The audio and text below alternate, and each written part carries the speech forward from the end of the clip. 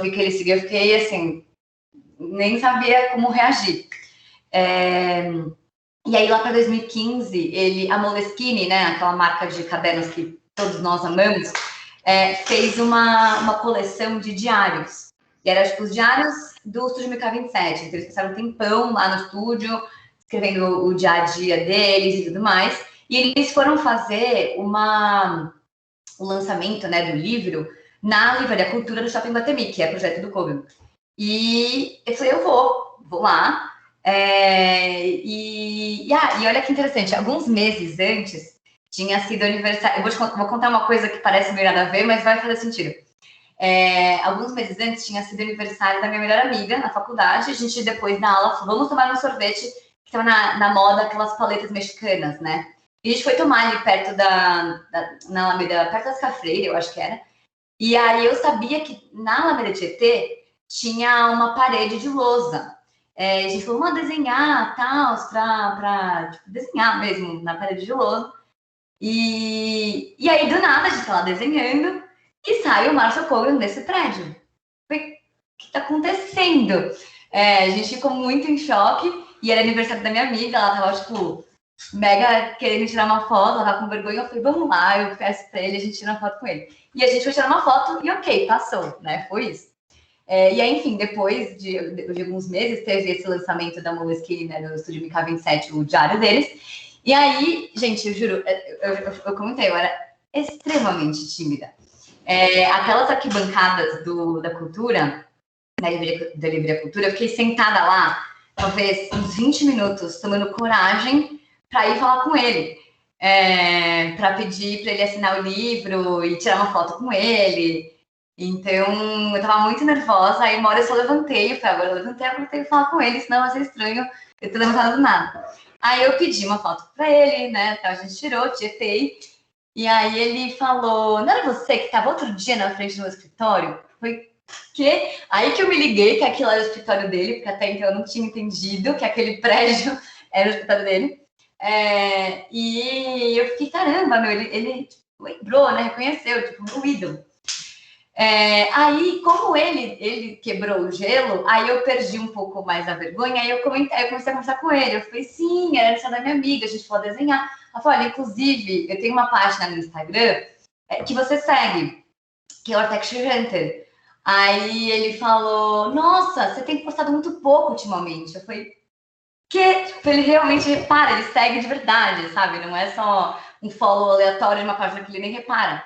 Eu falei, tipo, a faculdade tá difícil, né? Isso tava no quinto semestre, começo, eu acho. Deve ter sido, quinto semestre. E, enfim, aí ele falou, meu, passa um dia lá no escritório para conhecer o time, você vai ser super bem-vinda. Eu falei, tá bom, né? Márcio Kogan fez um convite, não posso recusar. Aí depois de um tempo, eu mandei uma mensagem lá no direct do Instagram dele, falando, eu sou Amanda, a gente se conheceu na livraria, você falou que podia conhecer aí. E aí, eu posso mesmo? Aí ele falou, sim, fala aqui com a Suzana, que é a diretora do estúdio MK27, que ela vai organizar alguma coisa legal para você. Tá bom. Aí eu fui lá, tipo, como se fosse uma entrevista, assim, até, né? E aí eles organizaram 2 semanas para eu passar lá. Porque assim, lá no estúdio, na época, tinha mais ou menos umas 30 pessoas que trabalhavam lá, né? Naquela época, não sei como tá hoje. E aí eles organizaram essas 2 semanas, pra, tipo, de manhã ficar com uma pessoa, de tarde com outra. E aí, tipo, nessas 2 semanas, passar em todo mundo para entender o que todo mundo faz. Os trabalhos, tipo, atuais, né, daquela época, e, enfim, eu fiquei, nossa, gente, eu só perguntava assim, tipo, por que isso está acontecendo comigo, sabe? E aí, enfim, foi muito legal. Isso foi muito importante, inclusive, para algumas ideias de coisas que a gente está fazendo hoje no Architecture Hunter, que depois eu conto para vocês mais para frente, né? Deixa eu contar aqui na ordem cronológica. E aí, no último dia, eu fiquei com a arquiteta Raquel, que ela fazia os projetos no Revit. E eu tinha acabado de fazer o meu curso lá de Revit, estava, tipo, manjando pra caramba. Tinha feito os 2 módulos. Hoje eu não sei mexer em nada mais do Revit, já esqueci tudo. Mas na época estava fresquinho. Então, eu me ofereci ela ajudar. Ela me mostrou umas coisas, ela falou assim, por exemplo, tem essa biblioteca aqui de móveis, que a gente está tendo que desenhar os móveis que a gente sempre usa no Revit, só que ninguém toma conta disso porque é um trabalho muito chato, né, de fazer. E eles não tinham estagiários na época, naquela época eles não tinham cultura de ter estagiários. Aí, eu falei, olha, eu acabei de fazer o Revit, o curso, eu estou manjando pra caramba, se você quiser, eu posso ajudar você a desenhar esses móveis. Aí ela falou, nossa, tipo, ajudar muito, beleza, tal. Aí eles... e assim, era na época das férias, né, era lá para final de junho. Então, eles estavam revezando, o pessoal estava entrando de férias. Então, tinha algumas máquinas, tipo, alguns computadores que estavam vazios, né? Então, eu fiquei lá no computador vazio, fiquei fazendo para eles. E aí chegou o final do dia, antes de ir embora, eu falei, olha, Raquel, eu acho que se você quiser, eu posso voltar por mais 2 dias e eu consigo acabar de fazer toda essa biblioteca aqui do que falta. E ela falou, se o Márcio deixar, beleza, seria maravilhoso, e ele deixou. E aí eu fui, só que acabei antes desses 2 dias, e aí eu me ofereci para fazer mais coisas, e aí no final dessas coisas, tipo, eu acabei, gente, no resumo, eu acabei ficando lá, e foi indo, no final acabou virando um estágio de quase um pouquinho mais de 2 meses, e isso foi muito legal, porque aí eu fui a primeira estagiária na história do Estúdio MK27, na área de arquitetura. Até então, eles tinham tido uma estagiária de comunicação, que era uma menina do Rio de Janeiro, e fazia tempo, e então, de área de arquitetura, foi a primeira estagiária na história deles. Hoje eles têm estagiários e tudo mais, mas, enfim, isso é muito legal. Só que aí, o que acontece? Essa parte é muito importante da minha história, porque eu estava trabalhando no escritório dos meus sonhos, tipo, onde eu sempre quis trabalhar com meus ídolos, e eu comecei a perceber que o meu interesse não era tão exatamente em projetar, porque tudo que eu pensava quando eu tava lá era tipo, mano, isso aqui é muito legal, essas pessoas aqui são incríveis. Antes de entrar aqui, eu só sabia quem era o Márcio, tipo, eu não sabia eu tô 30 pessoas que trabalham aqui, e são elas que fazem tudo isso acontecer também. E tudo que eu pensava era, tipo, mano, o mundo precisa ver isso. Eu queria que muitas pessoas tivessem a oportunidade que eu tô tendo agora de entender como funciona aqui, para as pessoas entenderem por que o Estúdio MK27 é o Estúdio MK27, quem era o Márcio Kogan. E eu só queria que as pessoas tivessem essa oportunidade, que foi única para mim naquela época, né? E eu percebi que projetar não era muito o que eu estava querendo fazer, que eu só queria comunicar isso, mostrar os projetos que estavam fazendo. E aí eu falei, ok, acho que então o Architecture Hunter, até então eu achava que o Architecture Hunter um dia ia se tornar tipo o meu estúdio de arquitetura, que ia ser o nome do meu escritório. E aí por aí eu comecei a entender que não era bem por aí, que o meu interesse era em outra coisa na arquitetura, né? Numa outra forma de falar de arquitetura. E eu até gosto de brincar assim, que acho que a minha paixão por arquitetura era tanta que eu acho que eu nunca ia ficar feliz apenas de fazer meus próprios projetos. Eu fico realmente muito empolgada quando eu vejo os projetos das pessoas. Umas 2 ou 3 semanas atrás eu vi um projeto de uma arquiteta grega que eu nunca tinha ouvido falar, tipo, ela é super jovem, e eu fiquei com olhos cheios de lágrimas, muito emocional. Então, assim, eu realmente fico muito empolgada vendo essas coisas. Eu fico, tipo, meu mundo precisa ver isso, sabe? Então, minha paixão estava nisso mesmo. E eu falei, ok, não faço ideia que vai ser o Architecture Hunter. Eu já tinha uma grande paixão, tipo, admiração pelo Archideli, mas eu falei, não é o Archideli, eu não quero que o Architecture Hunter seja tipo um Archideli 2, eu quero que o Architecture Hunter seja alguma coisa, não sei o quê. Mas eu vou descobrir. E aí foi ótimo, porque nesses 2 meses que eu estava trabalhando lá no Kogan, sem querer, né, aliás, sem querer não, tipo, eles convidaram o pessoal da Archideli Brasil para ir almoçar lá, eles deram um almoço especial.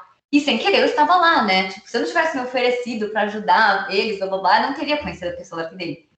E o que é engraçado é que, assim, o Archideli também já seguia o Texture Hunter, já seguia eles, mas eles também não sabiam o que estava por trás, o que sempre acontece até hoje. Muita gente segue o Texture Hunter e não sabe quem está por trás, né? Não sabem que são brasileiros, acham que é uma empresa gringa, mas são os brasileiros. Mas, enfim. Aí o pessoal da Archideli estava lá, eles fizeram uma feijoada, estava comendo, e aí o Márcio brincou assim, o Kogan brincou assim com o pessoal da Archideli. Essa menina aí, ela tem mais seguidores que vocês no Instagram. Eu falei, nossa, que roxa. Lógico, na época mais do que Arquidele Brasil, né? Não Arquidele Mundial, que é maior. E aí ela, quem é você, né? Aí eu comecei a conversar com a Joana Herm, que ela era diretora do Arquidele Brasil na época. E, enfim, a gente manteve contato. Enfim, o tempo passou. E depois que acabou meu tempo lá no estúdio BK27, eu pensei, ok, preciso arranjar um estágio, mas eu queria que meu estágio fosse com alguma coisa que vai ter mais sentido. Tipo, não num escritório de arquitetura, porque eu já vi que não é bem isso que eu quero. E aí eu pensei na Arquidele. E o que aconteceu? Depois de uns dias desse almoço com a Arquidele, do nada, uma pessoa chamada Davi Basulto me adicionou no Face, na época que a gente ainda usava o Facebook. E aí eu fui pesquisar quem era, porque eu nunca tinha ouvido falar, e aí eu encontrei a informação de que ele era o fundador, o CEO do Arquidele. Eu falei, nossa, as pessoas sabem que eu existo. E aí eu mandei uma mensagem para o pessoal que eu tinha conhecido aqui dele Brasil, perguntando se ele realmente era o fundador, o CEO, como que ele me conhecia. E aí eles falaram, a gente comentou que a gente conheceu e tudo mais. Aí, ok, né? Ficou aí esse contato. E depois de um tempo, quando eu falei, ok, quero trabalhar lá, eu mandei uma mensagem no inbox do Face pro Basulto. Foi, Basulto, tudo bem? Eu sou a mãe do Architecture Hunter, você me adicionou no Face faz uns meses. Não sei se ela lembrar, mas eu não sei se você tem programa de estágio, como que funciona aí, mas eu gostaria muito de trabalhar com a Arquidele, porque eu gosto muito dessa parte de comunicação. Eu acho que isso vai ser muito importante para mim, e eu acho que de alguma forma eu posso tentar contribuir com a Arquidele também, com os meus breves conhecimentos de redes sociais, enfim. Aí ele leu e não respondeu. Aí eu fiquei arrasada. Eu falei, nossa, meu, ferrou, tipo, queimei esse contato, né? E aí eu resolvi mandar uma mensagem para a Joana também, que era a diretora da Arquidele que eu tinha conhecido, né? E ela nem abriu a mensagem. Eu falei, ai, meu, fiquei muito triste. Aí depois de uns dias, ele do nada recebo, tipo, uma mensagem dele respondendo, falando, Amanda, não temos programas de estágios agora, mas eu conversei aqui com a Joana, a gente acha que na verdade seria muito legal ter você aqui. Eu tô conversando com ela, ela vai te chamar daqui a alguns dias. Eu falei, nossa, bom, eu falei, mano, por que ele não falou pelo menos na hora? Já te respondo, sabe? Porque eu fico com ansiedade até ele falar alguma coisa. Mas enfim, depois de uns dias a Joana finalmente me chamou. E aí eu entrei como estagiária na área editorial do Arquidele. Eu comecei bem pequenininha lá. Então, primeiro, eu era só uma tradutora dos textos, porque o Arquidele tem, tipo, várias plataformas, né? Tem o arquidele.com.br, tem do México, Chile, China, enfim, tem, tipo, Colômbia, tem um monte de Arquideles. E em cada uma dessas tem o time próprio, né, que faz as matérias de coisas do mundo, projetos do próprio país. Enfim, eu entrei lá só como uma tradutora, tipo, era o que eu fazia, traduzia os textos que iam para o Brasil. Aí depois começou a ter mais responsabilidades, então depois eu escrevia sobre os resultados de concursos. Enfim, aí foi crescendo, mas assim, bem devagarzinho também.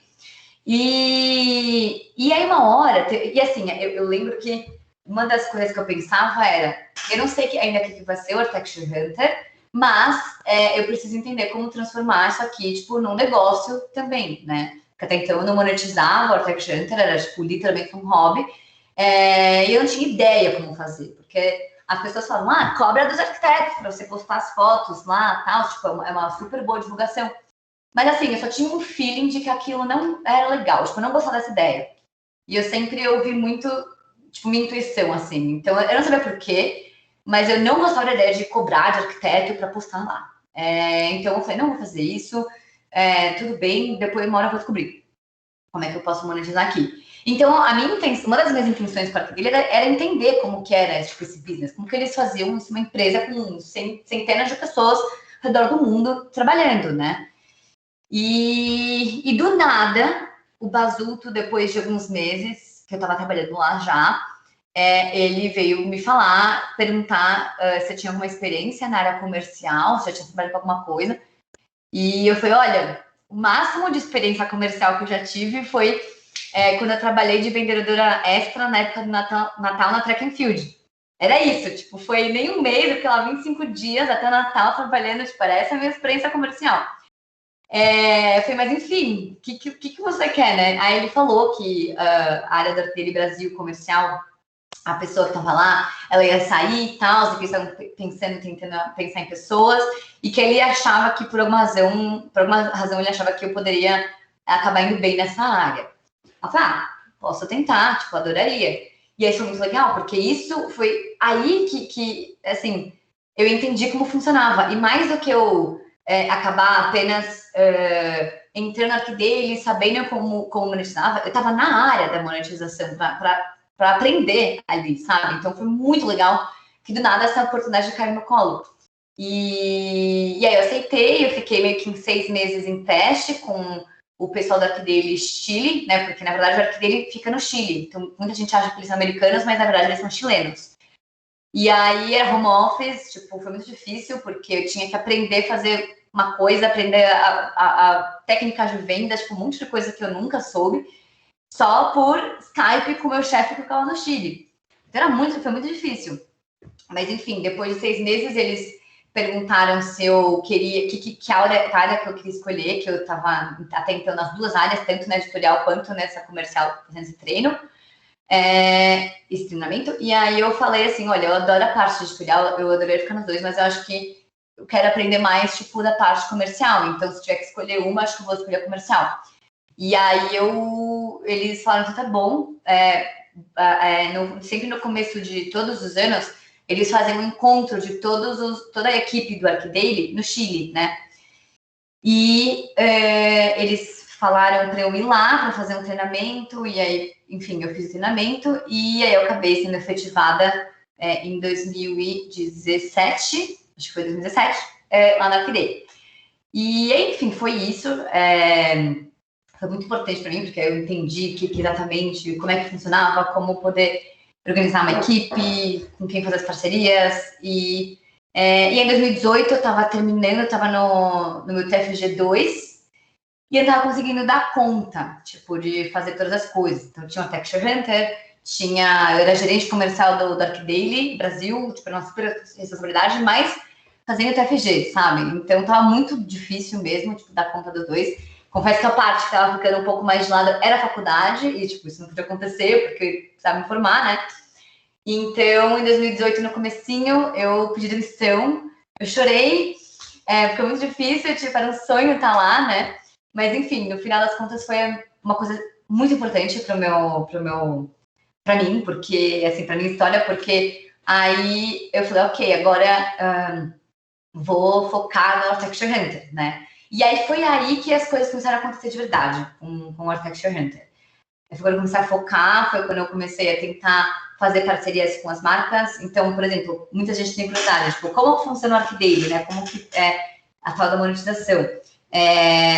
Então, assim, os arquitetos, eles mandam os projetos e isso não é cobrado dos arquitetos nunca, mas os arquitetos sempre mandam as especificações, então os materiais, móveis, enfim, todas as coisas, né, importantes do projeto. E aí o Artelli faz parceria com essas marcas, né, para divulgar o nome dessa marca, falar mais do produto e tudo mais. O que é algo, na verdade, super relevante, importante, uma informação importante para os arquitetos, porque eles precisam saber, né? A gente precisa saber de novidades do mercado, dos produtos, como especificar no projeto.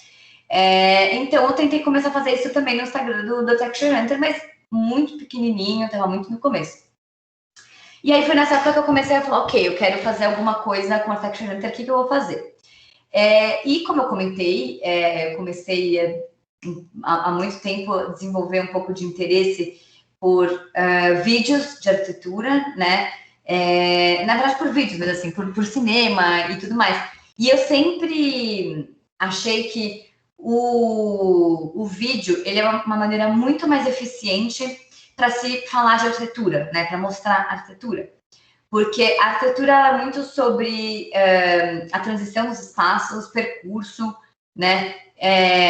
Então, sei lá, eu sempre gosto até de dizer assim, que se uma imagem vale mais do que 1000 palavras, um vídeo, que é uma sequência enorme de vários frames de imagens, fala muito mais ainda.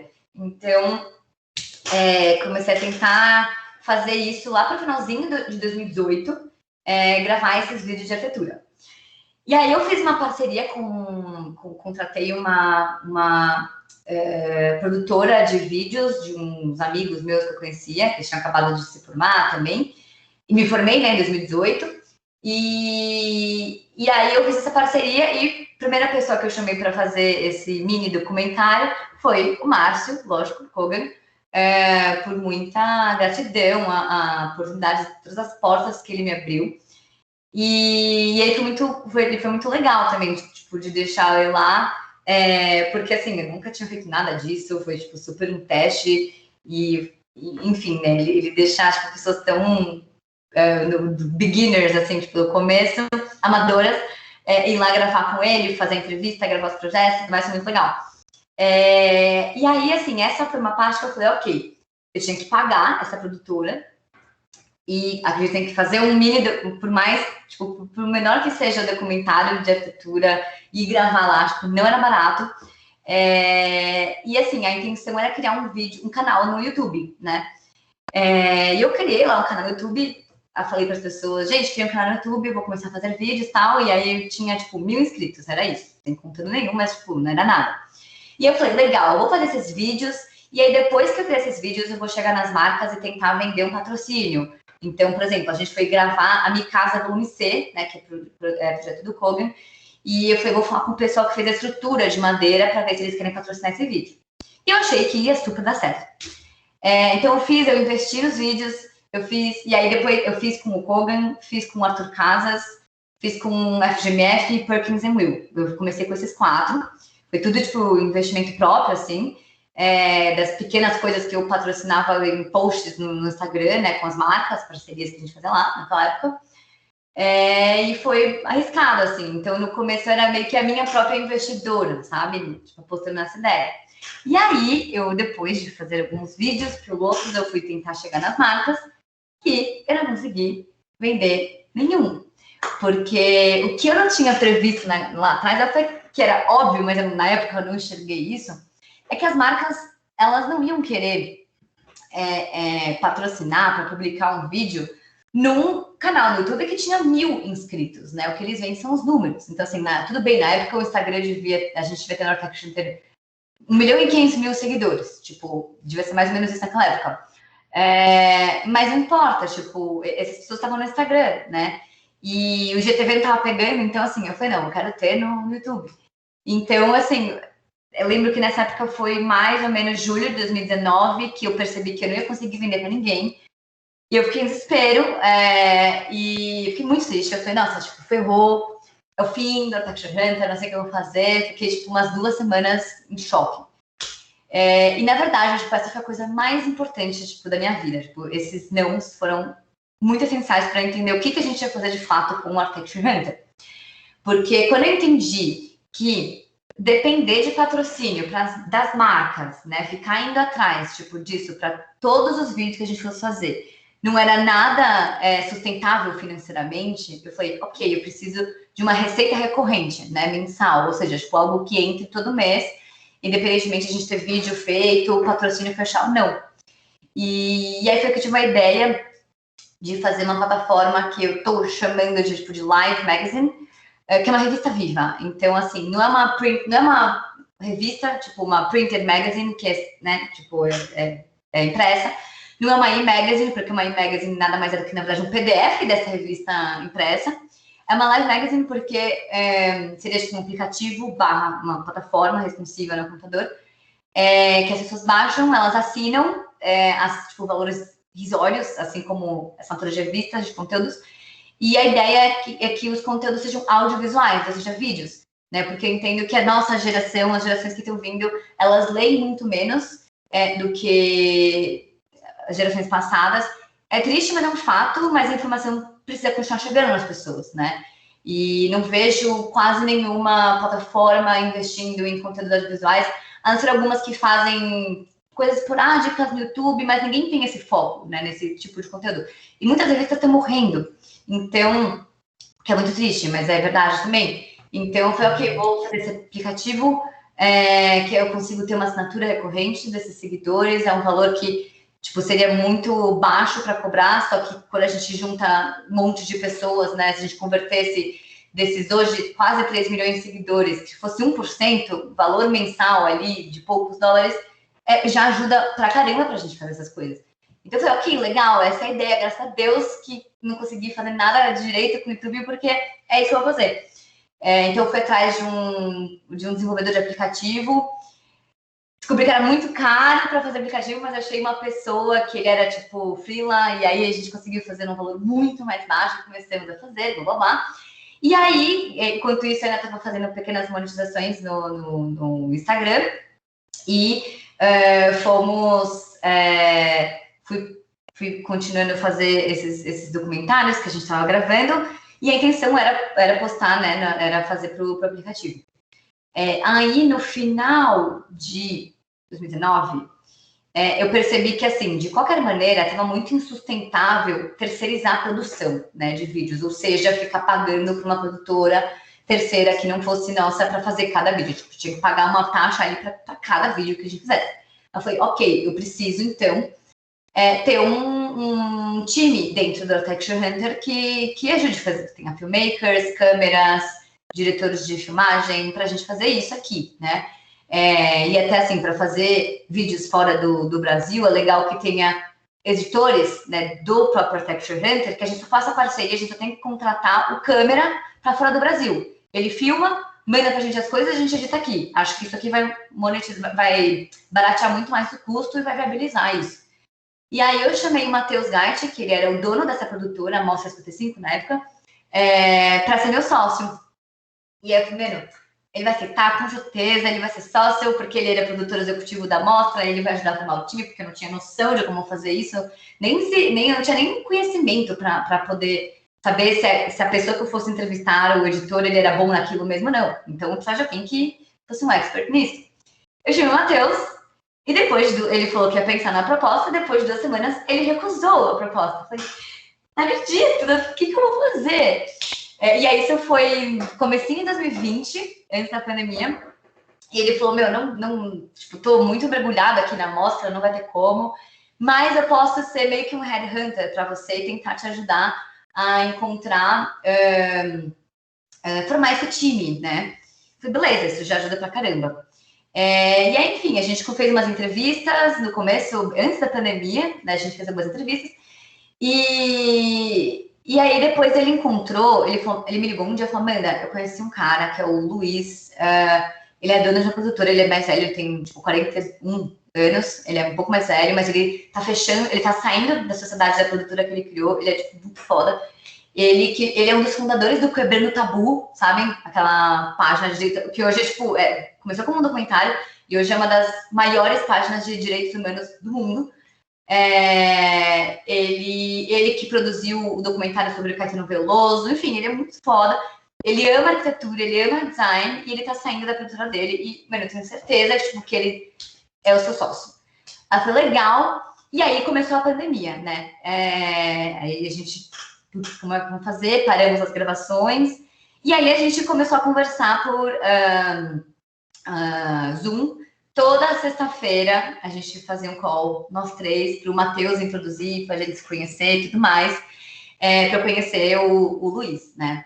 E aí a gente começou a se conhecer, e aí eles começaram a entender o que era a ideia do aplicativo, da plataforma, tal, ele adorou.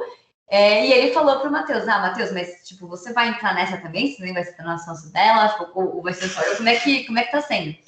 E aí ele falou, só vou se você for, porque eu não conheço, tipo, acho que eu preciso de você aqui também. E aí o Matheus falou que, na verdade, ele queria, ele tinha reconsiderado a proposta dele, minha proposta, e ele queria entrar, sim, como sócio, até porque a Mostra 55 tava, tipo, meio difícil, ainda mais no começo da pandemia, né, que teve parado as gravações, então ela já tava meio instável. E aí a gente ficou, acho que desde março, abril, toda sexta-feira a gente fez um call de umas 2 horas para se conhecer. E aí, assim, eu conheci meus 2 sócios, que eles entraram oficialmente, assim, lá para agosto, setembro. E desde então, tipo, foi absurdo, assim, o que cresceu, sabe? Porque o Luiz, ele tem um olhar extremamente poético, refinado. Ele sabe, ele fez documentário do Caetano Veloso, tipo, ele tem esse olhar muito refinado, assim, principalmente para documentário. E foi muito importante, porque aí ele assistiu os tais mini documentários que a gente tinha feito do Kogan, do Kansas, do Perkins do Rio e tal, e ele falou, tá legal, mas eu acho que falta isso. Então, assim, foi muito bom a gente não ter tido tempo de lançar, porque a gente teve que parar por causa da pandemia, né? Porque ele veio com um olhar mais para lapidar mais os conteúdos. E o Matheus, ele hoje tipo, é super financeiro aqui, ele faz a produção executiva, então ele organiza as filmagens e tudo mais. E foi muito importante também porque eu era, né, completamente perdida assim, em termos de estrutura de uma empresa, tipo, não sabia direito como fazer o financeiro, tudo bagunçado, então assim, foi muito importante. Então isso é super recente, essa história de dois sócios no Architecture Hunter, e o nosso time, um pequeno time também, mas considerável, que é a Bárbara Gandolfo, ela acabou de se formar no Mackenzie, ano passado também, não sei se alguém conhece, ela é nossa Stories Maker, então ela que, assim, a gente sabia que a gente precisava muito aumentar o nível de qualidade, assim, do nossos stories, porque é pelos stories que a gente tem aquele raste para cima, que é ali que a gente ia conseguir fazer a conversão dos nossos seguidores para outras plataformas. Então, os stories tinham que ser um conteúdo muito legal que as pessoas assistissem para quando a gente lançasse as coisas, tivesse mais gente assistindo, né? Então, a Bárbara, ela era teta, formada pelo Mackenzie, mas ela sempre se interessou por jornalismo. Então, ela que faz stories, ela faz as pesquisas sobre designers, sobre história de arquitetos, sobre movimentos arquitetônicos, ela faz esses conteúdos diários. E aí a gente tem o Dudu, que é o nosso estagiário, ele tá na SPM, e ele é editor, né? Então, ele que edita os nossos vídeos, ele é muito bom. E o Med, que é o Gabriel, que a gente chama ele de Med, que ele é o diretor de filmagem, né? Então, ele fez New York Film Academy, ele morou em Los Angeles por 2 anos, então a gente está com um time bem pequenininho, nós 6 pessoas hoje, mas pessoas que eu acho muito, muito fodas no que elas fazem. E, enfim, é um pouco isso, foi demais, mas essa é um pouco da nossa história. A gente lançou, a gente entende que... outra coisa, né? A gente lançou há 2 semanas, finalmente, o canal no YouTube. Se inscrevam lá, depois, Architecture Hunter, porque aí a gente entendeu que, assim, tendo a plataforma ou não, a gente também precisava, a plataforma de Google Live Magazine, né? A plataforma, aplicativo, etc. Tendo ou não, a gente também precisava pulverizar um pouco mais as redes sociais e estar no YouTube. Até porque a gente sabe que para realmente fazer esse aplicativo ser tipo, a melhor maneira possível, a gente vai ter que ter um investidor, então essas coisas levam tempo. Então a gente falou, vamos lançar o YouTube. YouTube a gente consegue testar um pouco mais também os formatos de vídeos, o que as pessoas gostam, é mais suas visitas, as entrevistas. Então a gente lançou na semana passada. E o YouTube, o que a gente está imaginando sobre as nossas plataformas, né? O Instagram, a gente traz arquitetura como inspiração para os arquitetos. O YouTube, a gente traz a arquitetura como entretenimento para os arquitetos e para não arquitetos também. E a plataforma vai ser a arquitetura como conhecimento. Então, são níveis de profundidade que vai aprofundando tipo, o conhecimento, né, na arquitetura. Então, a plataforma, ela vai demorar um pouco mais, sim, para a gente ser lançada. Tipo, o aplicativo está quase pronto, mas em termos de conteúdo, gravar fora do país, tipo, esse não é um momento muito que dá para fazer em grande quantidade, né? Então a gente está esperando, mas o YouTube já está lançado e vai ser bem legal, porque a gente fez um esquema, umas parcerias com algumas produtoras de fora do Brasil para poder ter esse conteúdo internacional. Porque no Architecture Hunter a gente tem público muito internacional, não é só do Brasil. Então, na verdade, assim, dos 5 países que mais seguem o Architecture Hunter, a gente tem primeiro Estados Unidos, com 9%, aí Brasil com 7%, 4% em terceiro lugar com a Índia, e aí México 3%, e aí Itália com 2%. Então, dos 5 países, é super pulverizado, né? Então, a gente precisa trazer conteúdo do mundo inteiro. Então, a gente fez essa parceria com umas produtoras de fora. Então, elas gravam lá, a gente publica, elas fazem versões exclusivas para o Architecture Hunter, dos vídeos. Então, o nosso YouTube hoje vai ser vídeos originais produzidos por nós, Architecture Hunter, e uma curadoria de vídeos de arquitetura do mundo inteiro. Então, se inscrevam no nosso canal também. E é isso, gente. Enfim, falei muito, muito, muito, mas essa é a história minha e do Architecture Hunter. Nossa, que maravilha ouvir tudo isso, Amanda. Muito obrigada por compartilhar sua experiência. Tenho certeza que pode ter inspirado muitas pessoas aqui e estou muito feliz por ter ouvido sua trajetória. Muito obrigada. Agora, Ana Gabi, por favor, fique à vontade. Se tiver alguma coisa para compartilhar também. Joia, muito bem. Eu tenho sim, deixa eu. Eu não sou muito craque nessa plataforma, mas nós vamos tentar fazer o melhor possível. Vamos ver se vai dar certo. Tá indo? Vocês estão vendo? Por enquanto, não, ainda não Às apareceu. vezes leva um pouquinho, vamos ver. Uhum. Porque aqui aparece que tá.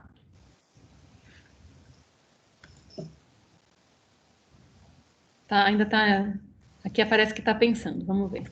Tá. Espero que dê certo, senão a gente usa um plano B aí. Qualquer coisa é só mandar pra gente e a gente Tá compartilha bom. por você. Joia, ele tá pensando aqui, não sei por que tá demorando tanto, mas. Enfim, enquanto vai carregando, eu queria já começar dizendo que é um prazer estar aqui. Agradeço muito o convite. Fico muito feliz que vocês me convidaram de novo, porque no ano passado, na última hora, apareceu um compromisso que não tinha como mudar de jeito nenhum. Eu fiquei super sem graça. Mas então, obrigada por me convidarem de novo. Estou muito contente de voltar, de agora vir, né? E, nossa, Amanda, que orgulho! Vocês não sabem a felicidade que dá de ver depois a trajetória, né? Eu lembro muito, a Amanda não sabe, mas eu vou falar isso para ela. A presença dela e das amigas, né? Eram sempre três. Aquilo dava um conforto, porque elas eram assim super. Era uma presença agradável na sala de aula, sabe? É uma coisa assim gostosa de ver as meninas e tudo. Então, Amanda, claro que eu lembro de você com muito carinho fiquei assim orgulhosíssima de ver todo o sucesso do Architecture Hunter e saber da sua história. Então foi realmente um super prazer.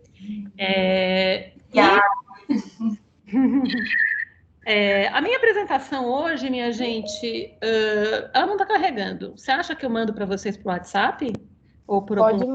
Pode mandar sim.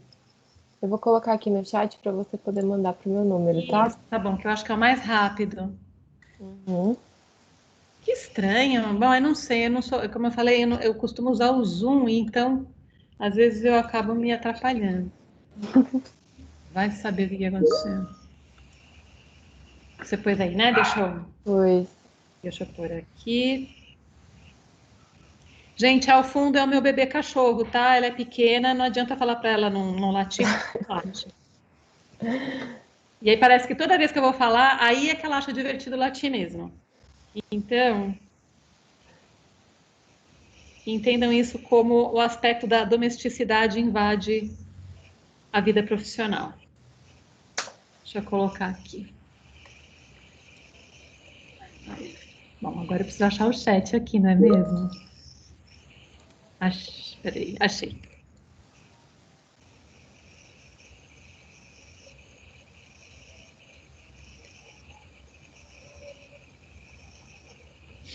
Deixa eu ver se está certo.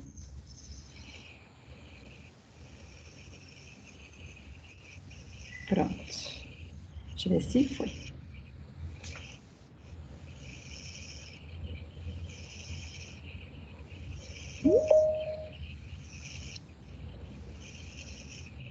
Pronto. Vamos lá.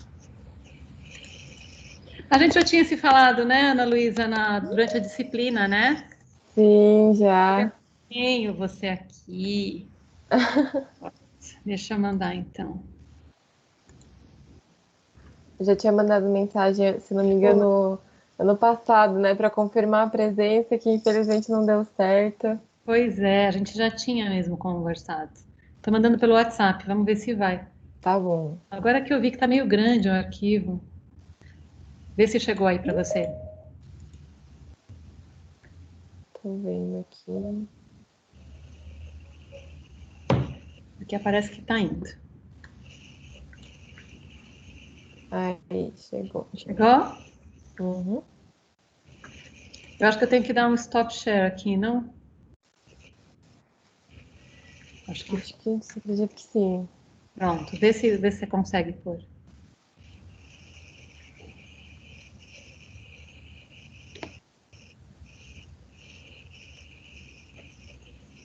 Vou tentar baixar aqui.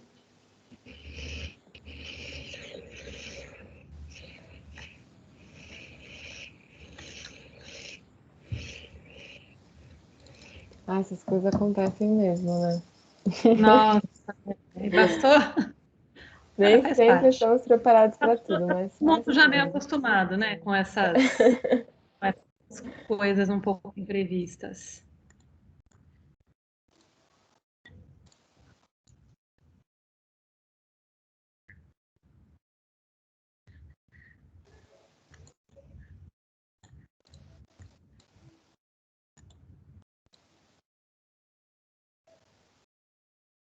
Ah, tá aí. Muito bom. Deixa eu abrir minha tela aqui. Bom, então, posso começar? Tá tudo certo aí? Sim, tudo certo, pode começar. Então, enfim, eu ainda estou pensando, né, na trajetória da Amanda e super contente, de novo, de não só estar aqui, como ter ouvido a trajetória dela, achei super bacana. E eu estava pensando aqui, né, uma das coisas que na minha trajetória de professora mais me interessou e continua me interessando, e a razão pela qual eu estou super feliz de realmente estar aqui, é que uma coisa que eu penso muito é no futuro das minhas alunas e dos meus alunos. Eu penso muito assim, o que, que vai ser legal para eles, o que é importante que eles tenham em vista, o que os espera. Eu penso muito nisso, né? Então, sempre, tanto nas minhas aulas quanto nas minhas pesquisas, sempre tenho um olhar um pouco voltado para o futuro, né? E aí vocês podem imaginar que hoje pensar em futuro é uma coisa, digamos assim, bem desafiadora, né? Já que o futuro trouxe para a gente algumas novidades inimagináveis. Quem que podia imaginar que a gente já está vivendo o que a gente está vivendo hoje, né? E dentro disso, pensando nisso, nas minhas leituras, nas minhas, né? Vocês sabem que como orientadora de pesquisa e tudo, e claro, como professora, eu sempre busquei uma literatura que não é tanto uma literatura de arquitetura, mas é uma literatura que, digamos assim, de autodesenvolvimento, digamos assim, coisas que podem ajudar as pessoas a se desenvolverem, a se conhecerem e a lidarem melhor com o mundo, com todas as suas dificuldades, né? Então, uma das coisas que eu notei é que, por mais que eu ame a arquitetura, eu precisava dar uma volta por fora da arquitetura também. E eu queria trazer para vocês um conceito novo que eu acho que para mim era novo e para mim organizou muita coisa na minha cabeça, que é o conceito de antifragilidade, que eu não sei se alguém aqui já ouviu na vida, mas eu vou falar um pouco disso. E aí, depois de estudar esse conceito da antifragilidade, eu fui, digamos assim, criando relações com a arquitetura. Então, o que eu vou trazer para vocês hoje é, em primeiro lugar, a ideia do que é antifrágil, o que significa ser antifrágil. E já vou adiantar, para mim, a melhor estratégia para as coisas funcionarem bem para você daqui para frente, num futuro que não é possível prever, a melhor estratégia é ser antifrágil. Então, eu quero explicar o que é e eu quero dar um exemplo ou exemplos arquitetônicos sobre o que significa ser antifrágil. Porque eu acho que, se a gente for falar do futuro da arquitetura na era da conectividade, eu vou dizer para vocês, é importante que as arquitetas e os arquitetos sejam antifrágeis e que saibam também fazer arquiteturas antifrágeis. Enfim, não espero que vocês só façam arquitetura antifrágil, mas algumas arquiteturas precisam ser antifrágeis. Mas que diabo, Gabi, é antifrágil? Vou mostrar aqui. Próxima, por favor. Antifrágil é o termo cunhado por este senhor aqui, Nassim Nicholas Taleb. Eu já expliquei para vocês que eu faço algumas incursões por fora da arquitetura. O Nassim Taleb não é arquiteto. O Nassim Taleb é um matemático que trabalhou muito tempo como trader de ações. Eu acho que tem algumas profissões muito loucas, que eu entendo muito pouco. Talvez uma delas seja os sujeitos que trabalham comprando e vendendo ações. Vocês querem uma coisa mais complicada de entender do que a flutuação das ações? Como é que você pode prever qual vai se valorizar e qual vai despencar? Né? Na pandemia, isso foi realmente uma loucura. Né? Muita gente ganhou rios de dinheiro, muita gente perdeu rios de dinheiro porque tinha dinheiro nas ações. E o Nassim Taleb trabalhou muito tempo nesse mercado de ações E, como matemático, ele começa a desenvolver alguns raciocínios, principalmente preocupado pelo seguinte: acho que todo mundo já ouviu falar da quantidade de pessoas que perdeu muito dinheiro e não foi capaz de se reerguer, né? Escritórios de arquitetura, a gente viu também restaurantes, bares, muitas pessoas durante a pandemia realmente sofreram e não foram capazes de se reerguer.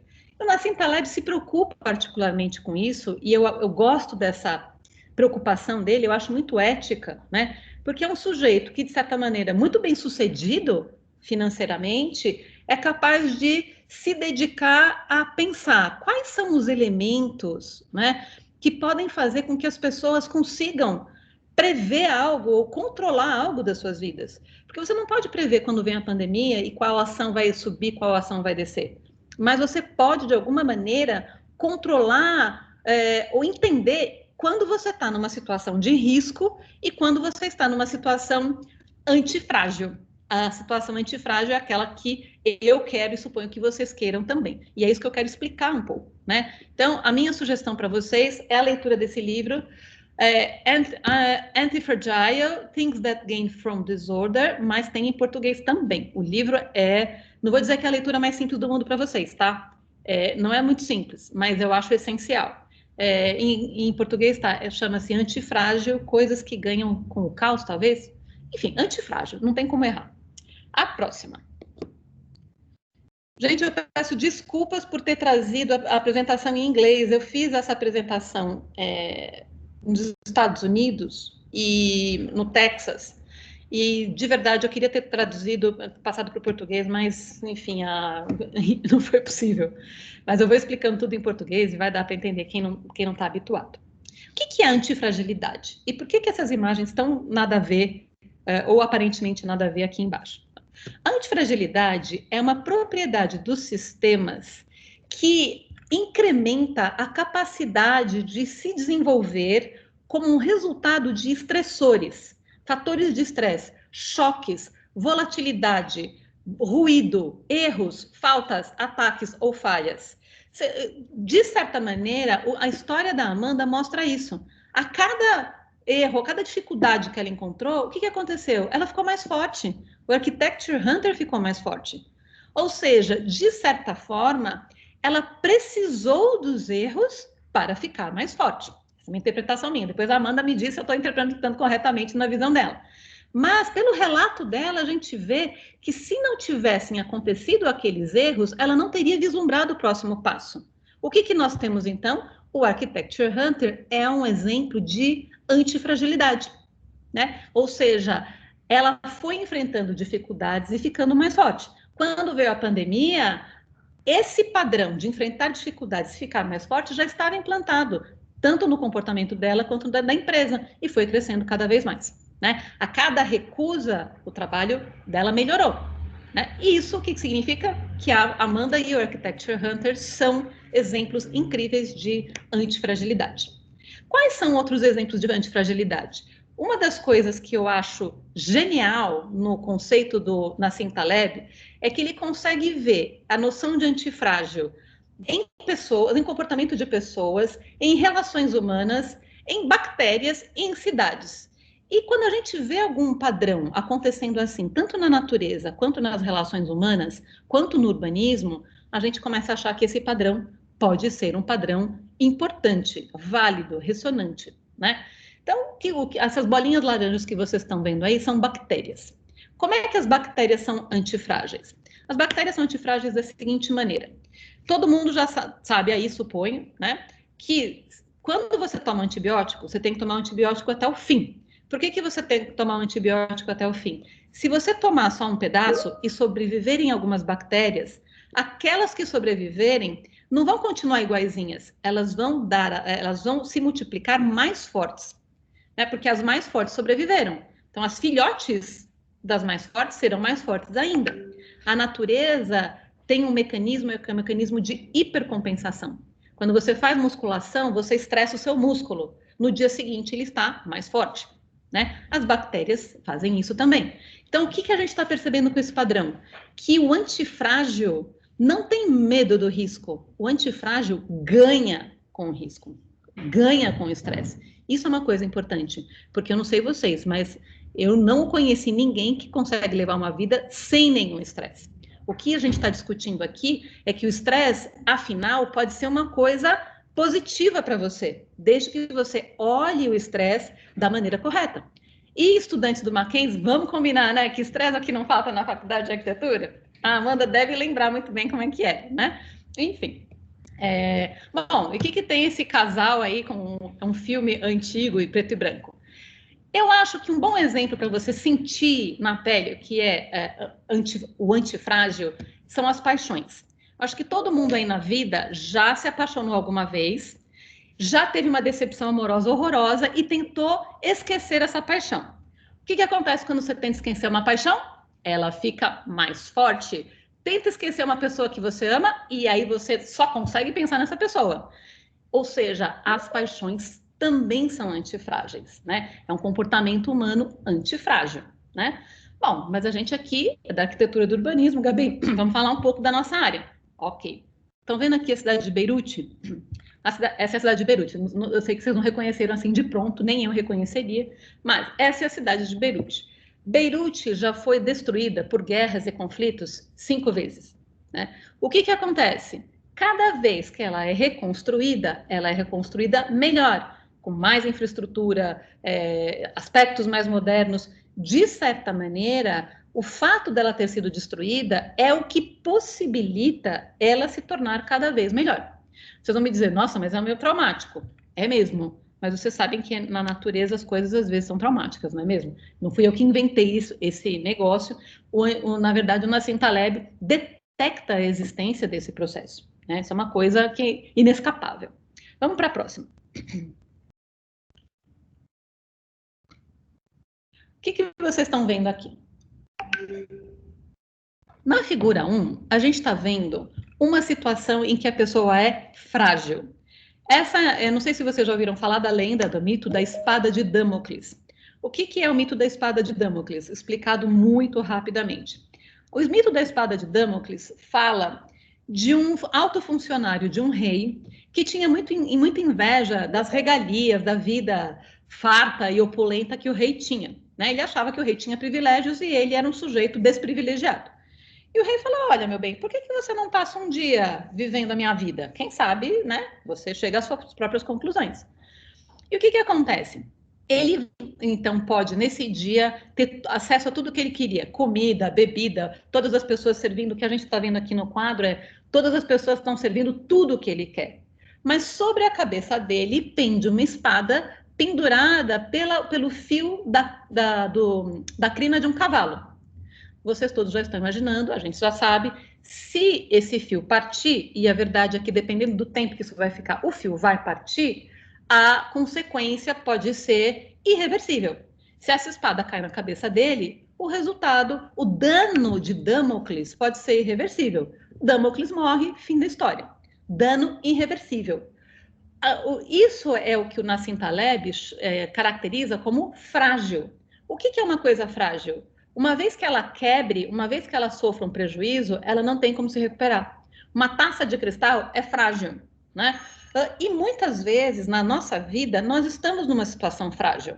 Significa que, se alguma coisa der errado, o prejuízo que a gente vai sofrer não pode ser recuperado. A gente não se recupera do prejuízo, né? Qual que é a nossa grande questão, o grande risco do Covid?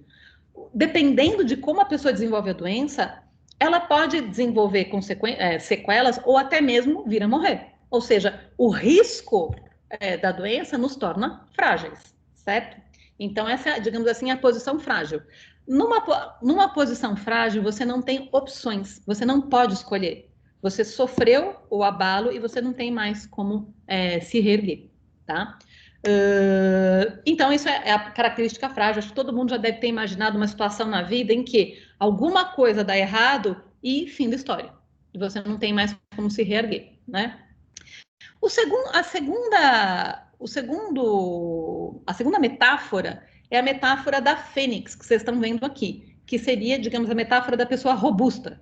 O que é o robusto? O robusto é aquele que se cerca de todas as seguranças possíveis. Eu vou dar um exemplo arquitetônico clássico. um condomínio cheio de segurança, cheio de câmeras, cheio de guarita, cheio de cachorro dando uma volta, o que quer que seja, né? Vocês acham que esse condomínio será 100% invulnerável à violência, invulnerável a assaltos, invulnerável? Não. A gente sabe que o robusto, ele pode, digamos assim, se recompor até certo ponto.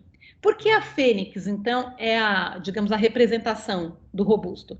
A fênix legendária, como vocês sabem, e como quem assistiu Harry Potter, como eu, 25 vezes, com cada filho, a fênix é aquela ave que, depois, quando ela é destruída, ela entra em chamas, né? E depois ela volta igualzinha ao que ela era antes, né?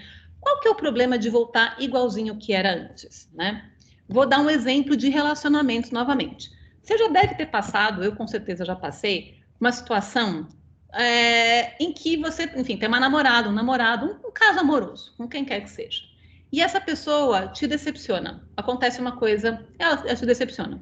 Olha lá, ela falou que, sei lá, ia para casa e acabou indo beber e sem você, e você ficou super chateado, super chateada, enfim, né? E aí você conversa com ela e vocês trocam uma ideia a respeito do assunto, uma DR básica sobre esse assunto. E aí o que acontece? Ela entende, ela fica chateada com você, mas depois ela se recupera da chateação, igual ao que era antes. O que significa isso? Uma situação que não evolui. Ela volta a ser o que era antes. A pessoa pode falar que pediu desculpas, ela pode te desculpar, mas a situação não muda. Ela volta igual ao que era antes, né? Acho que todo mundo conhece situações desse tipo. O que acontece com um relacionamento em que isso acontece? Num dado momento, esse relacionamento está fadado a acabar, não é mesmo? Então, toda situação robusta, o que é o condomínio? O condomínio, né, nesse exemplo que eu estou dando, muitas vezes, pode se cercar de todas as seguranças, robusto, né? Então, quer dizer, a cada investida de invasão, tentativa de invasão, esse condomínio tem uma situação que ele, digamos assim, reage e ele permanece íntegro. Mas quem mora no Brasil sabe que isso é até certo ponto, né? A mesma coisa, essas redes seguras de internet. Elas são robustas, elas têm 1000 estratégias para, depois de um ataque, elas continuarem iguais ao que elas são. Mas todo mundo sabe que um dia vai aparecer um hacker que vai trespassar esse limite, né? Portanto, a robustez significa que aquela situação em que você quer se cercar de todas as seguranças possíveis, mas um dia vai ter uma falha na segurança. Não tem jeito. Sempre há uma falha. Não existe modelo perfeito. E nesse caso, você vai acabar se transferindo para a situação frágil, né? Tanto no caso do condomínio quanto no caso das redes de segurança da internet, uma vez que alguém consiga realmente invadir, você está numa situação frágil. Quer dizer, tudo aquilo que é precioso corre o risco de sofrer um dano irreversível. Faz sentido até aí, pessoal? Joia. É engraçado falar com a tela que eu pergunto se faz sentido, mas enfim, suponho que deva fazer. E bom, e o terceiro, o antifrágil? Que diabo é isso que aparece na terceira imagem? Na terceira imagem, a gente está vendo a Hidra, que é um monstro mítico, que a cada vez que se você atacá-lo e você cortar uma cabeça desse monstro, sabe o que acontece? Nascem 2 cabeças no lugar. O que acontece? A cada ataque que o monstro sofre, ele volta mais forte. Né? Do mesmo jeito que as paixões, quando você tenta, você joga fora tudo que lembra aquela pessoa, você bloqueia ela no WhatsApp, e o que acontece? Você fica triplamente mais obcecado pela pessoa. Né? Você não segue mais ela no Instagram, e agora você fica mais pirada ainda para saber como é que ela está, porque agora você não consegue seguir no Instagram, então você não sabe o que está acontecendo. Né? Isso é, meus amores, antifrágil. Né? E nos exemplos, digamos assim, da vida real, eu acho que a gente viu aí no caso da Amanda, uma situação em que cada vez que havia um revés na história do Architecture Hunter, ela voltava mais forte. Né? E eu acho que isso é uma coisa importante da gente, digamos assim, absorver, uma lição importante. Né? Quais são as coisas que, digamos assim, ao nos estressarem, ao invés da gente, ai meu Deus, ó vida, ó céus, o colonialismo, que o Brasil é isso, porque a pandemia, o diabo... Será que a gente não consegue, digamos, receber esse impacto analisar, mastigar isso e voltar mais forte, né? Eu acho que esse é um raciocínio importante da gente fazer, né? Bom, e o outro exemplo, próximo, por favor. Um exemplo clássico, que eu acho que todo mundo conhece, porque está todo mundo vivo aí me assistindo, é o exemplo dos bebês. O bebê que engatinha na terra, tá vendo essas bolinhas lindas, coloridas? Ela fica boa mesmo quando ela está cheia de terra, de lama, com alguns insetos, e o bebê leva na boca. É isso que vai fazer com que o sistema imunológico do bebê fique mais forte. Então, vocês e eu estamos aqui porque quando a gente era criança, de algum jeito, a gente conseguiu fazer essas coisas e conseguiu despertar a força do nosso sistema imunológico. A próxima, por favor. E aqui o que a gente está vendo é um exemplo, eu acho que eu não vou me deter muito nele, porque não é muito o foco da fala de hoje, é um exemplo de projetos que estão reconstruindo Beirute, né? Então, quer dizer, Beirute só recebe uma quantidade significativa de novos projetos, de novas intervenções. Talvez a Amanda, em algum momento, possa conseguir ter filmagens de lá, eu acho que é um pouco difícil, mas quem sabe um dia, porque é uma cidade com extrema vitalidade, com projetos novos e com, digamos assim, que está se reinventando muito mais forte do que era anteriormente. E isso acontece principalmente pelos ataques, pelas situações dolorosas que a cidade passou, né? Mas vamos adiante. No pensamento ocidental, não sei quem leu Nietzsche, quem não leu, eu recomendo a leitura, é sempre muito fascinante. Aquilo que não me mata me fortalece, aquilo que não mata fortalece. Basicamente, o conceito de antifrágil é o que não mata fortalece. Mas aí eu suponho que vocês já estejam querendo saber como é que isso vai chegar na arquitetura. Isso, gente, pode ser levado para qualquer área da sua vida, né? Mas a gente vai falar hoje de arquitetura, em outro momento a gente pode ter um papo mais ligado às estratégias para a própria vida. Vamos para a próxima. A próxima, enfim, desculpa, pode deixar aí. Eu vou começar então falando sobre uma aproximação de ação. Quais são ações possíveis da arquitetura, né? E dentro do meu projeto de pesquisa, uma tipologia, que nem é tipologia, na verdade, a gente nota, se você for fazer um levantamento, não existe como tipologia, mas uma arquitetura que parece extremamente antifrágil é a arquitetura dos centros comunitários. Uma arquitetura que aparece pouquíssimo na mídia, ela não recebe muita atenção, mas ela está acontecendo ao redor do mundo e é alguma coisa que eu gostaria de chamar a atenção de vocês. A próxima, que eu quero mostrar alguns exemplos. Esse aqui é o centro comunitário Casa da Chuva. Por que ele é antifrágil? Vocês vão me perguntar. Primeiro, ele está numa situação, ele está inserido num território vulnerável. E uma das questões importantes para a gente considerar, os territórios vulneráveis hoje, as favelas, as áreas periféricas sem infraestrutura, a precariedade no mundo, infelizmente, é o que mais cresce.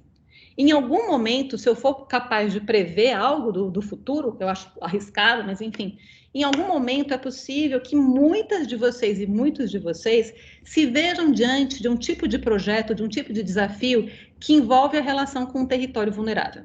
A vulnerabilidade é um fato, né, que, na verdade, aumenta cada vez mais no nosso mundo, né? A expectativa é que os territórios vulneráveis sejam, na verdade, um tema cada vez mais relevante, porque eles crescem a taxa de 1,5 vezes, 2 vezes mais, 3 vezes mais rápido que os territórios formais, né? E o que a gente está vendo aqui? Por que isso é um exemplo de antifrágil, né?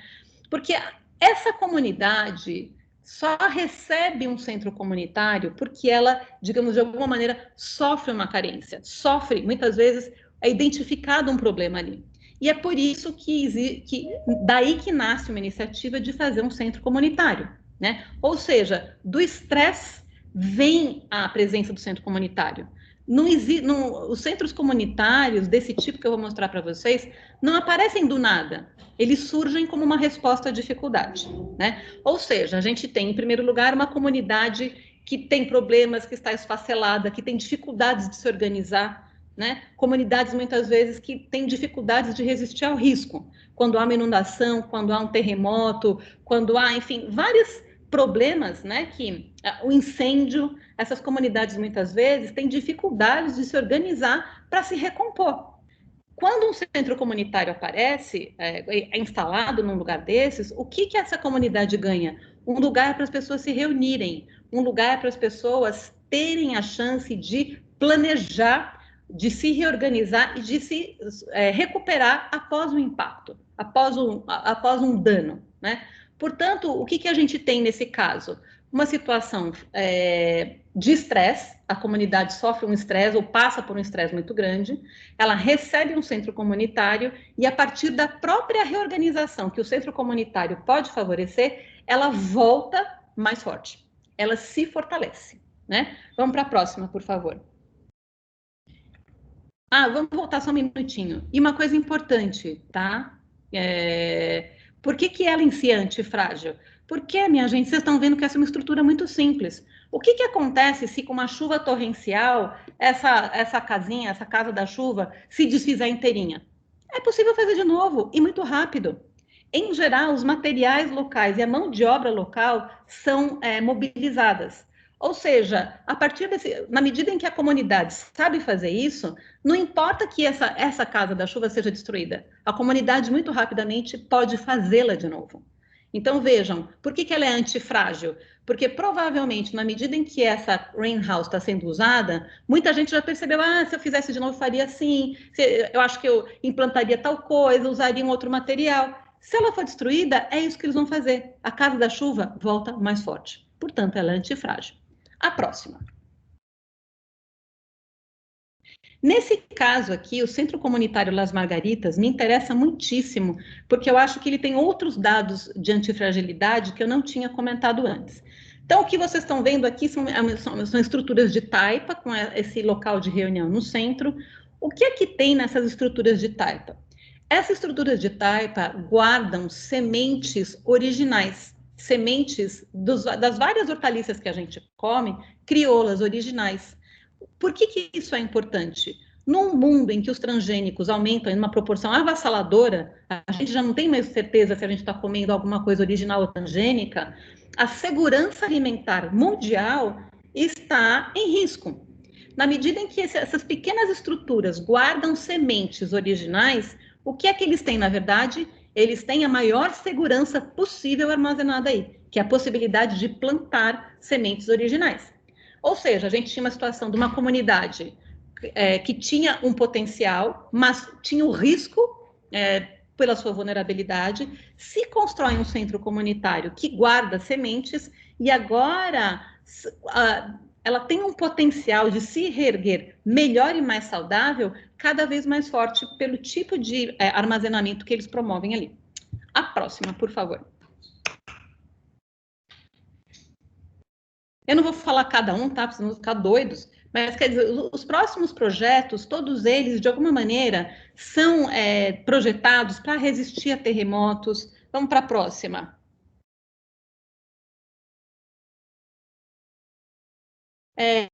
Ou então, esse também, o que acontece? Se acontecer um terremoto e ele for desmontado, a própria comunidade pode remontar de novo. Todos esses centros comunitários têm o sentido de reunir as pessoas e permitir que elas se reorganizem e planejem a própria vida. Portanto, eles acabam eles não só como estrutura são antifrágeis, mas eles trazem antifragilidade para as comunidades em que eles se inserem. A próxima. Uma outra coisa bonita, esse aqui é o centro comunitário no Senegal, e a gente vai perceber o quê? O Senegal é um país, uma região que tem altíssimas temperaturas, né? Então, esses rapazes, depois de jogar, obviamente precisarão de sombra. Vocês vão perceber que é uma região muito árida. E o que esse centro comunitário, então, traz, né? Qual é a força que ele traz, qual é a antifragilidade que ele traz para a comunidade? A próxima. Ele é um local de reunião, então vocês estão vendo aqui uma assembleia, uma situação que as pessoas se reúnem para traçar os destinos da própria vida. Esse é um local que não havia antes para essa comunidade, então acho que todo mundo pode imaginar o potencial de transformação na medida em que as pessoas se reúnem para conversar sobre a própria vida. E a próxima? E os recursos desse centro comunitário faz com que haja armazenamento de água numa região muito árida, armazenamento de água não só para os habitantes da vila, mas também para os animais. Ou seja, os animais fazem parte do sustento da vila. Se os animais não sobrevivem, a vila não sobrevive. Portanto, existe toda uma equação que faz com que essa comunidade não só melhore, mas se torne antifrágil, mais forte. Né? Ou seja, depois de uma situação de carestia, o centro comunitário promove, digamos assim, um fortalecimento. A próxima. Muito rapidamente agora eu vou citar, vamos para a próxima, eu vou falar um pouquinho dos movimentos sociais de moradia, que vocês já devem ter ouvido falar, essa é a Graça Xavier, e o que eu acho interessante dos movimentos sociais de moradia?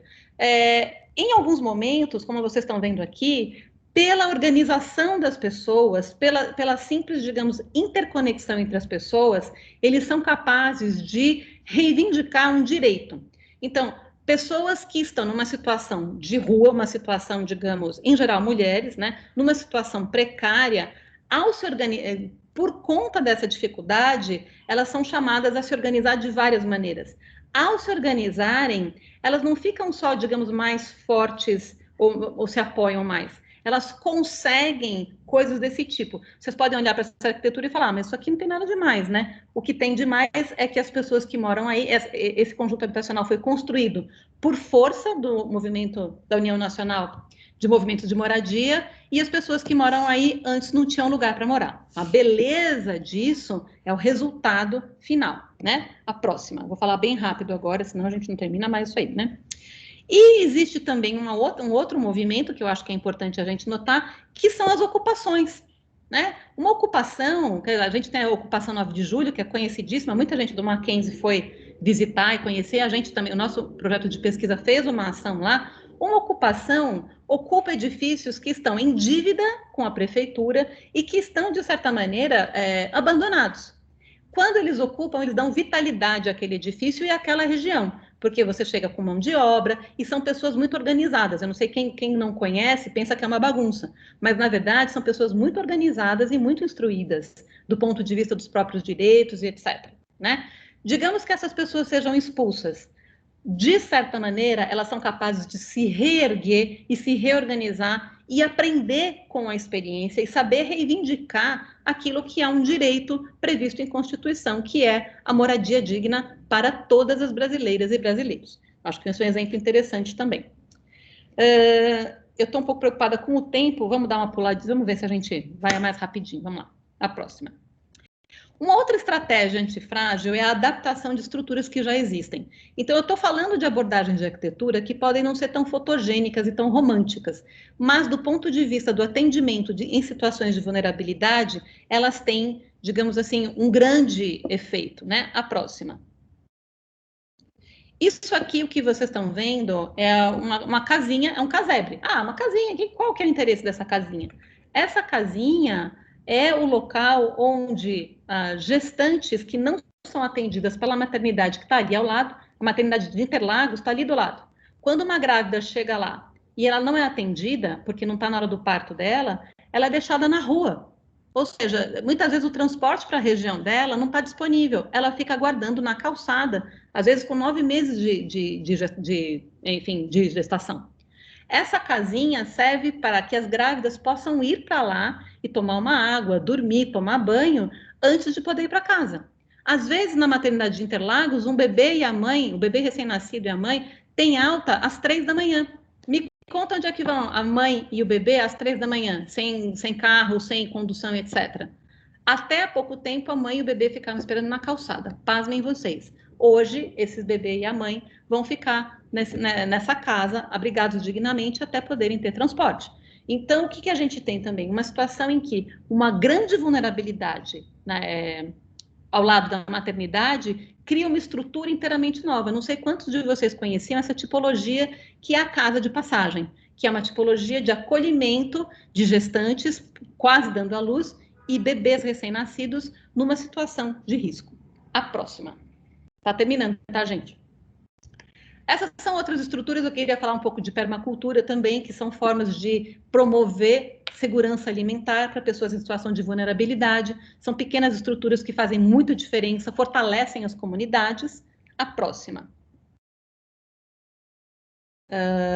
E ainda, não sei se vocês conhecem, muitos de vocês devem conhecer, que são clientes de comunidades vulneráveis que podem contratar pequenos serviços que transformam as próprias residências. Vamos ver a próxima.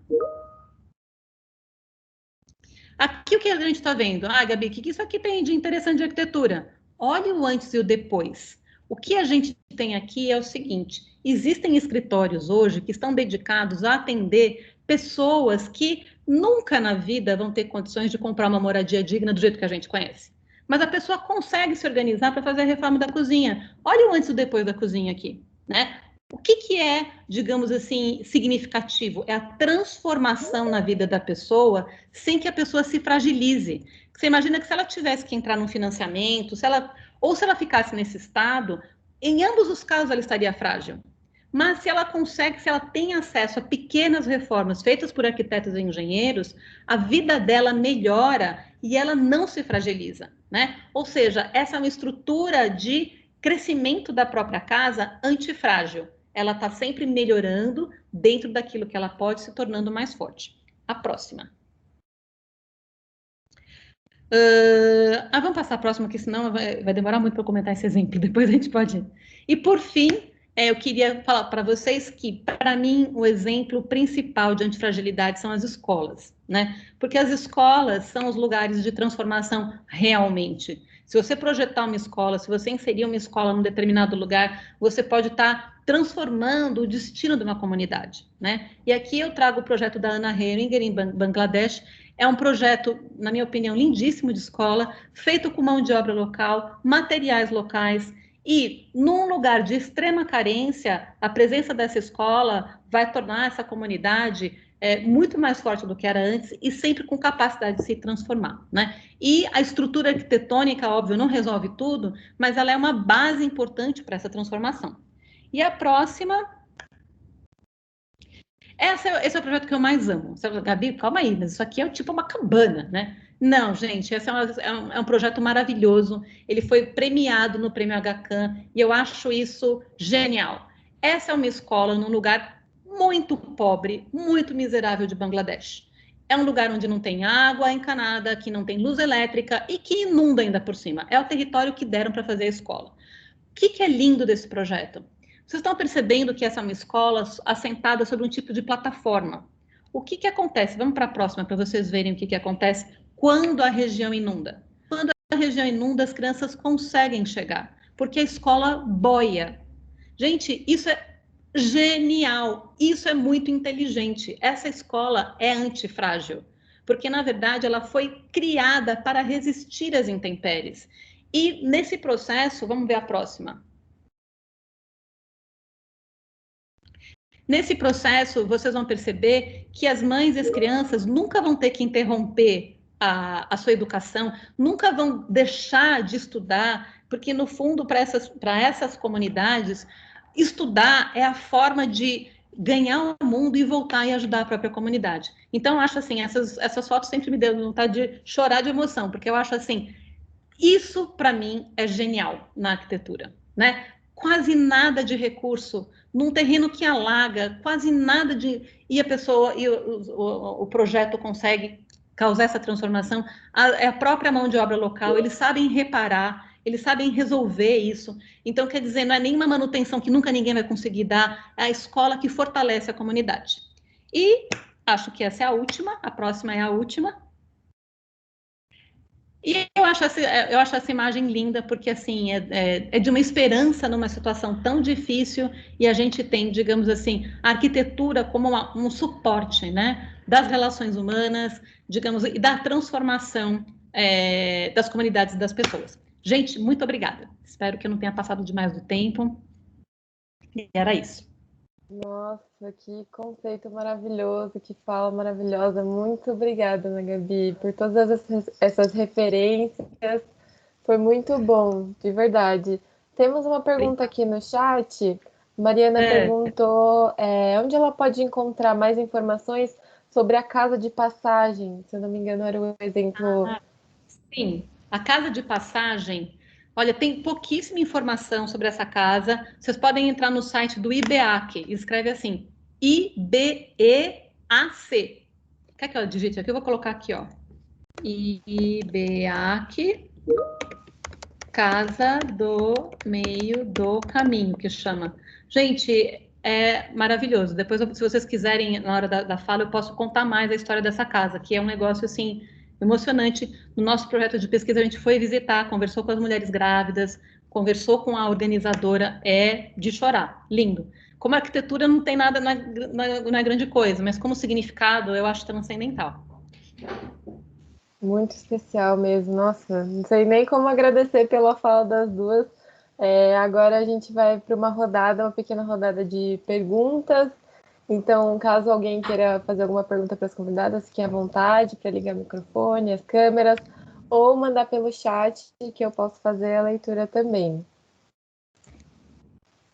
Muito rica essa apresentação, Ana, que prazer enorme. As falas das duas, assim, foi... Eu adorei participar, fiquei super contente de estar aqui com vocês hoje. Oi, Ana, eu tenho uma pergunta, é a Mariana. Oi, Mariana. Eu tive aula com você e você é minha diva.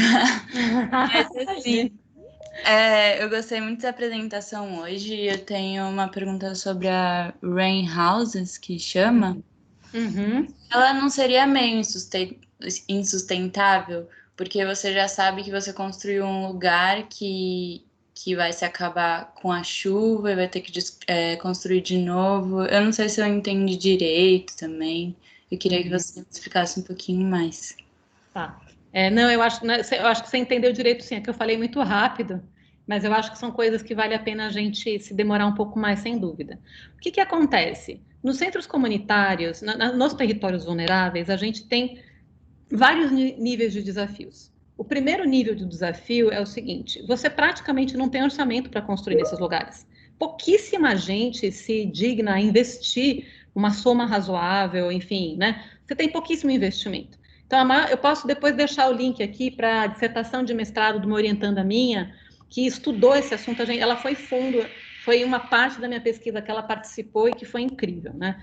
A maior parte são iniciativas universitárias, e vocês sabem que a academia sempre tem um volume limitado de dinheiro, ou crowdfundings, né? Você sempre tem muito pouco recurso. Então, o que acontece? Você não vai chegar lá e construir uma estrutura que vai durar para sempre, né? Primeiro, porque você não tem muito recurso. Segundo, porque nem sempre esse terreno está regularizado. Então, você sabe que de uma hora para outra isso pode ser que acabe não continuando, né?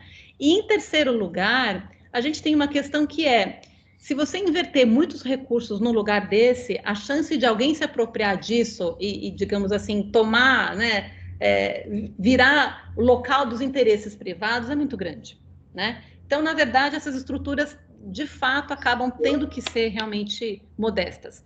A grande sacada, a coisa que é antifrágil, e obrigada por fazer essa pergunta, porque me permite falar melhor sobre isso, a grande sacada antifrágil é que o valor do edifício, no fundo, não está no edifício em si, porque ele é barato e rápido de construir. O valor está no fato de que a comunidade sabe fazer de novo, entendeu? Ou seja, ela pode se reorganizar e refazer.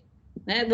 Porque imagina, né? Você construir uma estrutura resistente a terremoto é um negócio caríssimo, caríssimo. Nunca que eles vão ter um negócio desses.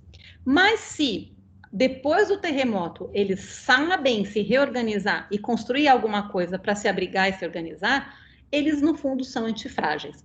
Então é nesse sentido, entendeu? Muitas vezes a gente pensa que o sustentável é aquela coisa que dura para sempre. Às vezes a coisa que dura para sempre é a coisa robusta, sabe? Aquele número 2 que eu falei. Ela procura resistir a tudo, mas não vai resistir a tudo. Não vai resistir aos interesses privados, não vai resistir ao terremoto, não, né? No fundo, se ela for destruída e a comunidade souber fazer de novo, ela é antifrágil, porque a cada vez ela vai ser reconstruída melhor. Não sei se eu expliquei direito. Explicou sim, obrigada. A Amanda pergunta para Amanda. A respeito de estágio, você acha importante ter alguma experiência prévia em algum escritório menor antes de tentar algum escritório maior, de maior referência? Então, isso varia muito, tipo, de escritório para escritório. Tem alguns escritórios que preferem, às vezes, que as pessoas não tenham tido, tipo, muito tempo para você em um outro estágio, para você não estar já com os vícios daquele outro estágio. Às vezes, grandes escritórios querem, tipo, bem moldar a pessoa para fazer do jeito que eles querem. Mas tem outros que, tem, por outro lado, ficam... Não querem, eles, tipo, preferem pessoas que já tenham alguma experiência, né? Então, assim, talvez, acho que tem que tentar entender qual que é o escritório que você quer e como ele funciona, né? Então, se você está interessada em trabalhar no escritório X, tipo, manda seu CV, seu currículo, seu portfólio, pergunta. Vocês preferem pessoas com mais experiência? Não pergunta. Tipo, acho que a melhor solução é isso, porque pode variar bastante, assim, entre escritório para escritório. Ótimo. A Juliana diz, não é uma pergunta, mas só queria agradecer muito a Ana. Usar Beirute como um exemplo de antifragilidade me deixou muito emocionada. A maioria da família mora no Líbano e a população inteira está passando por momentos extremamente difíceis. Usar a capital como exemplo me deu uma luz de esperança. Beirute vai se reerguer, o Líbano vai se reerguer. Já se reergueu outras vezes na história, vai se reerguer. Tenhamos esperança. Agora, a Yasmin pergunta para Amanda. Na sua opinião, qual será a fama da arquitetura relacionada à tecnologia? Não entendi muito bem essa pergunta. Como assim? Quer pedir para ela reformular de novo? Porque eu não entendi o que ela quer dizer com a fama da arquitetura relacionada à tecnologia. Não entendi. Pode ser, se ela quiser também ligar o microfone e falar, fique à vontade.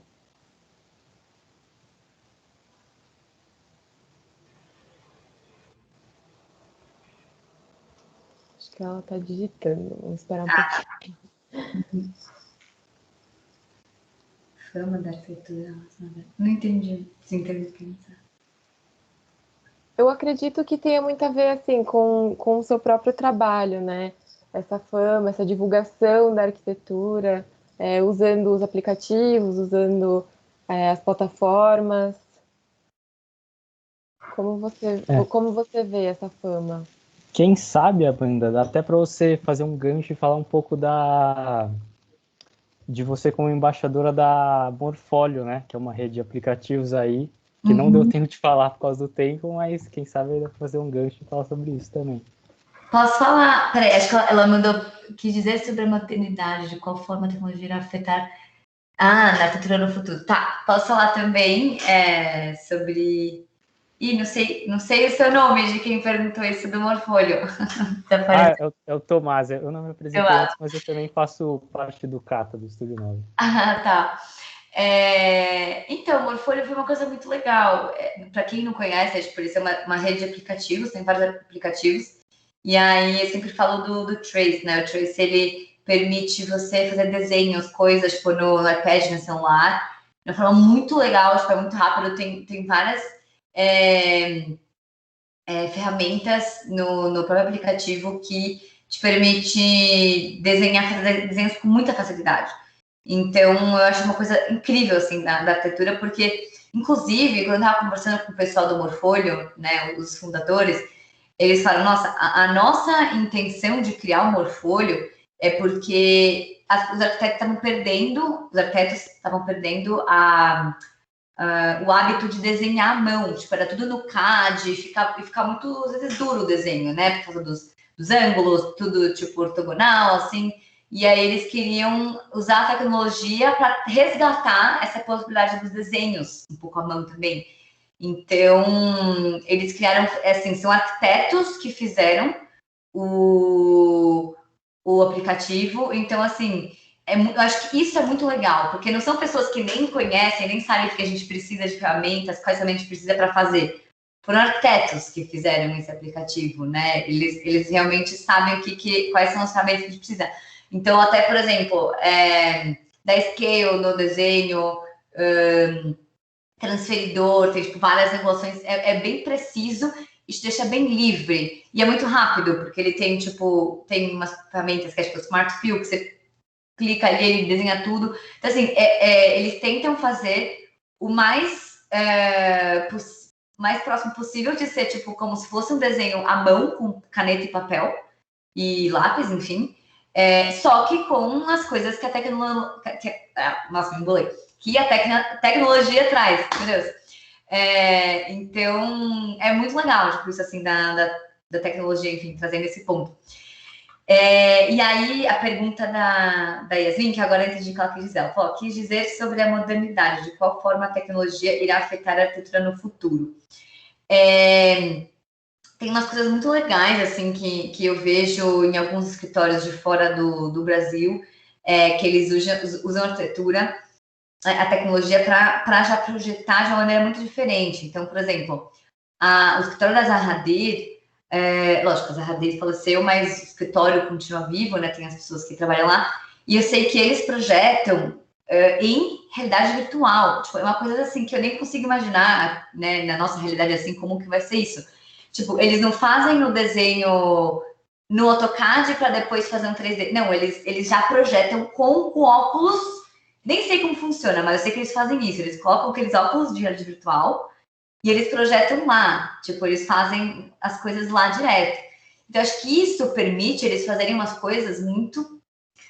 coisa de ET, sabe? Parece assim que você tá vendo uma coisa de Júpiter, de Marte, sei lá. É muito doido. Então, eu acho que isso é uma tendência. Isso permite muito arquitetura paramétrica.